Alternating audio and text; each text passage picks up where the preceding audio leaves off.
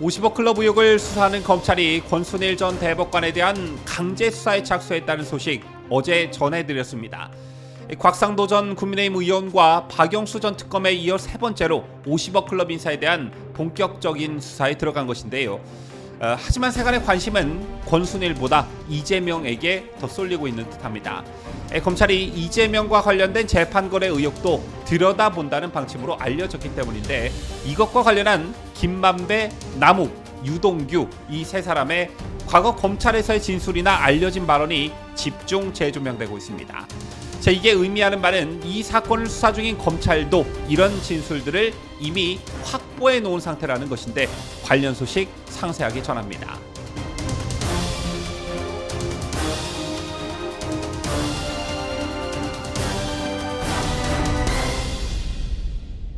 시청자 여러분 안녕하십니까? 뉴스데일리 베스트 민해커입니다. 총선을 앞두고 요즘 마치 롤러코스터를 타듯 호재와 악재가 번갈아 가면서 연속적으로 터지는 듯 합니다.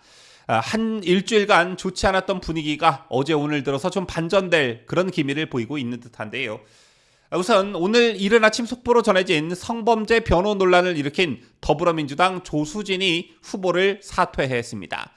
앞으로는 절대 후보를 교체하는 일은 없을 것처럼 말하더니 민주당이 갑자기 이런 결정을 내린 건 이게 엄청난 악재로 작용한다는 것을 민주당 스스로 자임한 것입니다. 그런데 과연 민주당에서 공천을 받고 선거운동을 하고 있는 후보들 중에 조수진과 같은 성범죄 변호를 한 이력을 가지고 있는 인사가 또 없을까?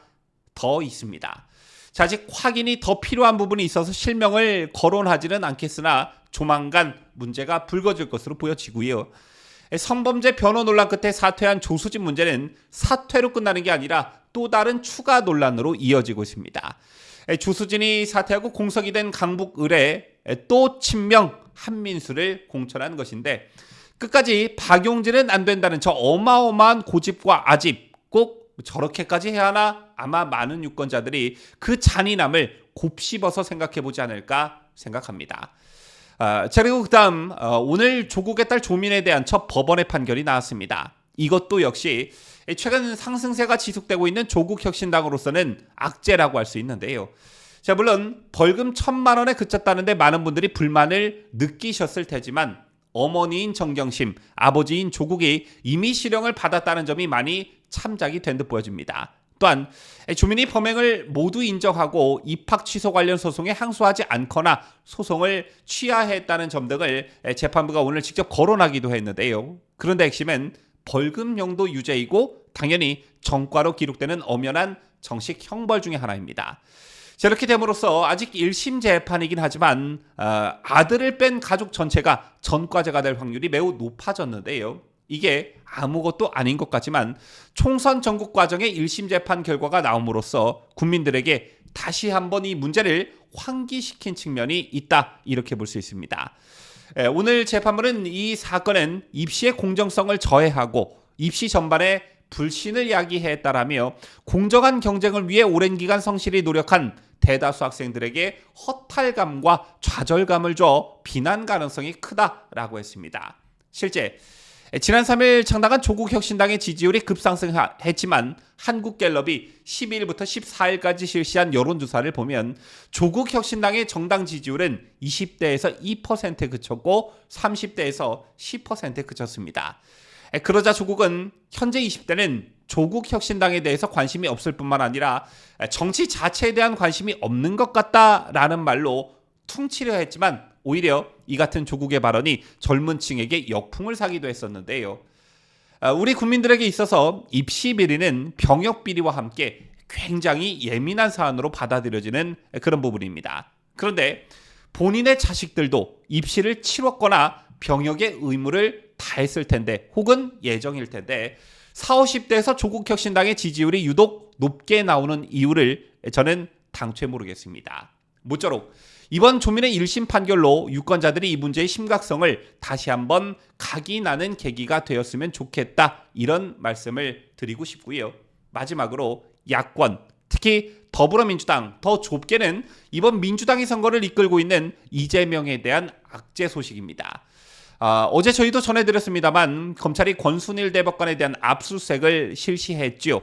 물론 어제는 변호사법 위반이 압수수색의 명분이었지만 이재명과 관련된 재판거래 의혹도 들여다본다는 방침이라는 소식이 알려지면서 어제 정치권이 내부적으로 꽤 시끄러웠던 모양인데요. 잘 아시다시피 여기서 말하는 재판거래라는 말은 2020년 7월 대법원 전원합의체가 당시 경기도지사인 이재명 더불어민주당 대표의 공직선거법 위반 사건을 무죄 취지로 파기환송하였다는 데부터 시작을 합니다.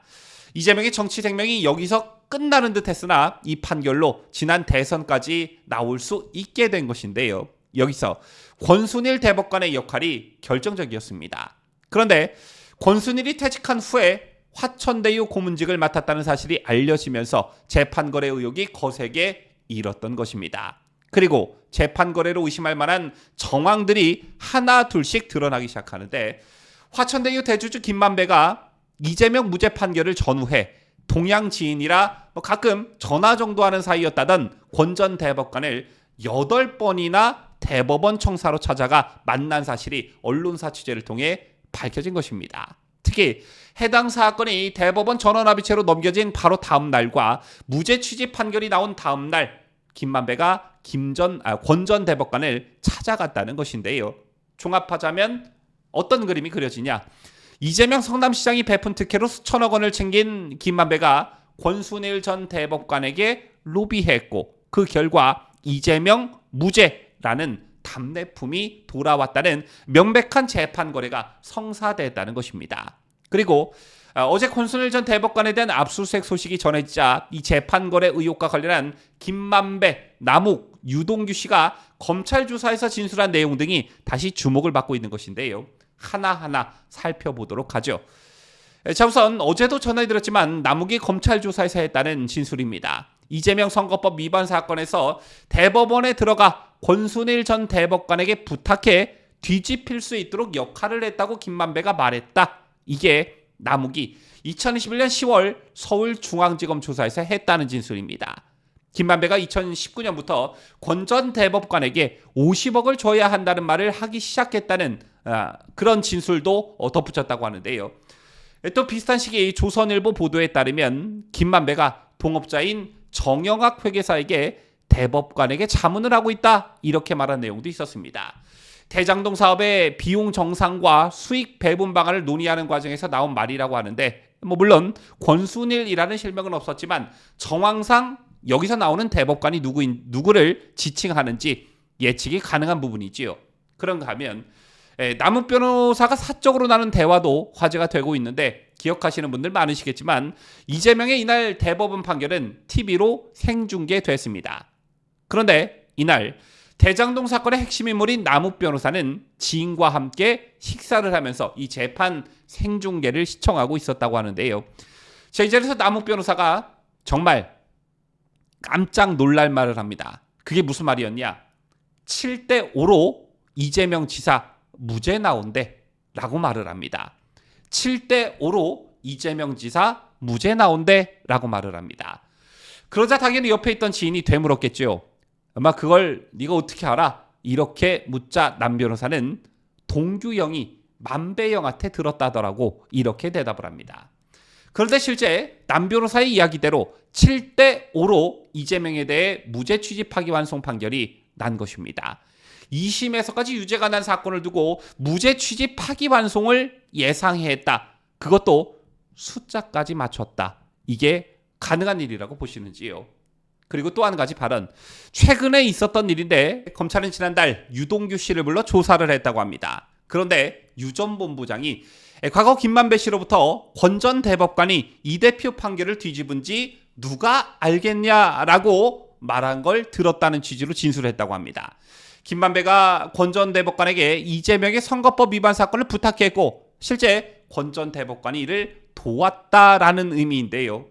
제 같은 김만배가 했다는 말에 대한 전언을 진술한 남욱과 유동규 씨의 검찰 조사 등에서의 진술은 굉장히 일관성을 가지고 있습니다. 그렇다면 이들의 말을 믿을 수 있는 것이냐, 즉 신빙성이 있는 것이냐, 이게 궁금해집니다. 자, 지난해 말 무슨 일이 있었습니까? 민주당 이재명 대표 측근인 김용전 민주연구원 부원장이 지난 대선 때 대장동 일당으로부터 대선경 선자금 등을 받은 혐의로 1심에서 징역 5년형을 선고받고 법정 구속되는 일이 있었습니다. 당시 법원은 김용이 받은 대선경 선자금 6억 원과 뇌물 7천만 원을 유죄로 인정했는데 대장동 의혹과 관련한 법원의 첫 판단이었기 때문에 세간의 관심이 쏠렸습니다. 그런데 재판부가 주목한 것은 다름 아닌 남욱 변호사 등의 진술이었습니다. 신빙성이 있다, 이렇게 본 것인데요. 남 변호사는 재판에서 김용이 2021년 2월 유동규 씨로부터 현금을 받아갔는데 그 돈을 마련한 게 김만배라는 취지로 증언했습니다. 그리고 재판부는 남욱이 유원홀딩스에서 자금을 받아가는 김용의 모습을 보는 등 구체적인 묘사를 하고 있어 신빙성이 인정된다고 판단했습니다. 이처럼 남 변호사의 진술에 대한 신빙성이 법원으로부터 인정됨에 따라 남욱, 유동규 씨 등이 검찰 수사 과정 그리고 재판 증언 등을 통해 한 발언들이 새삼 주목을 받고 있는 것인데요.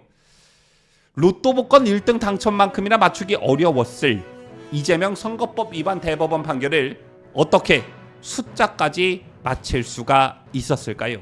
지금까지 저는 자유대한민국을 소화하는 뉴스데일리 베스트 민앵커였습니다.